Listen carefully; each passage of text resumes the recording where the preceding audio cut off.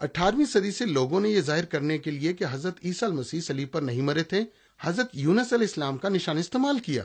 चूंकि हजरत ईसा मसीह अपने आप को हजरत यूनुस अलैहिस्सलाम से तशबीह देते हैं और हजरत यूनुस अलैहिस्सलाम मछली के पेट में जिंदा रहे, इसलिए हजरत ईसा मसीह को भी जिंदा रहना चाहिए था। मुकद्दस मत्ती रसूल की इंजील के 12वें बाब की 40वीं आयत में हजरत ईसा मसीह फरमाते हैं, जैसे हजरत यूनुस अलैहिस्सलाम 3 रात दिन मछली के पेट में रहा, वैसे ही इब्ने आदम 3 रात दिन जमीन के अंदर रहेगा।